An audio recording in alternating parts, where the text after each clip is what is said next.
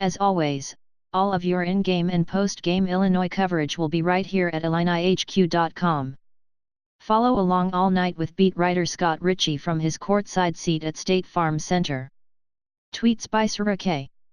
Brad Underwood is more concerned about how his team plays defensively than at the other end of the court. It's his focus. It's a commitment, Underwood said. It's a pride thing at that end of the court. We've shown at times we can be really, really good. Yet, it's the old cliché that we talk about a lot. You're only as strong as the weakest link. It's an attitude. We talk about nameless and faceless. It can't be about who we play. It has to be about what we do. It starts in practice and it's paying attention to a scouting report and learning the details of what that scouting report is and not making those mistakes. The simplest lack of communication causes major problems. The Illini aren't letting Saturday's near upset, but eventual loss, at then number 3 Maryland bring them down.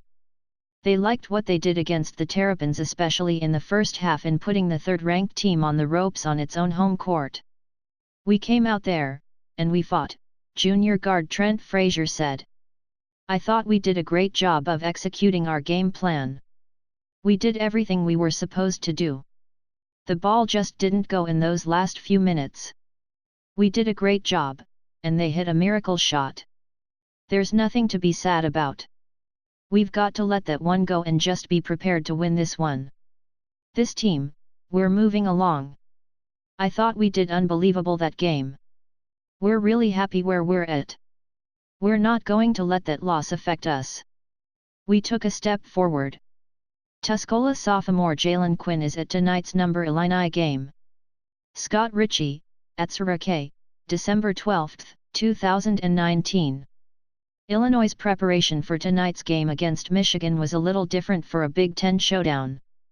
Mostly because while the Michigan team itself is pretty familiar what the Wolverines are doing under first-year coach Juwan Howard isn't. It's no different than when you play a non-league game, except it's a league game, Illinois coach Brad Underwood said.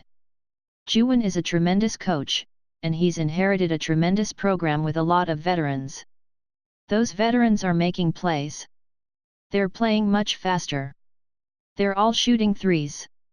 I really believe Isaiah Livers kid is maybe the most improved player in the country I've seen. He was always kind of a backup, offensive rebound guy. Now, he makes pull-up threes in transition. I've been a big Xavier Simpson fan. We know they're players that helps, but his style is different at both ends of the court. Here's the thing. I get it's only December 11th and there's approximately 3/4 of the season to play. But Illinois basketball is knocking on the door of must-win status for tonight's game against number 5 Michigan. B1G opportunity tonight. Number Illini squared vs number 5 Michigan Purple Heart Epilepsy Awareness Night 8 o'clock 8 p.m. CT television at Big Ten Network https://t.co/armkpxncd9pic.twitter.com/gwshs82qof.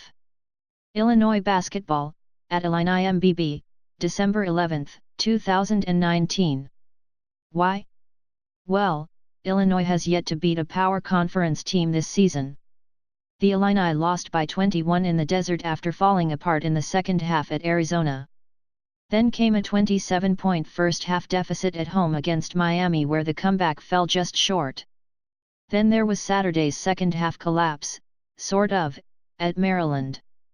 The Illini led by 15 points a couple times after halftime. The Terrapins won. That leaves Illinois' best win to date as a 66-53 home win against Hawaii. The Illini's road win at Grand Canyon, pretty decent at the time, has not been helped by the Antelopes' 4-7 start that includes losses to Fort Wayne, Fordham, and Division II Davenport. So, yeah, a win tonight against number 5 Michigan could be rather important, if for no other reason than to show the Illini that they can, in fact, finish off a game against a power conference team. Illinois is actually a slim favorite at home against the Wolverines. A 1-point favorite.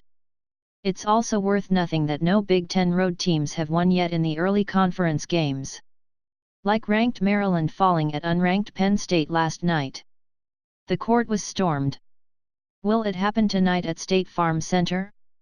We'll see.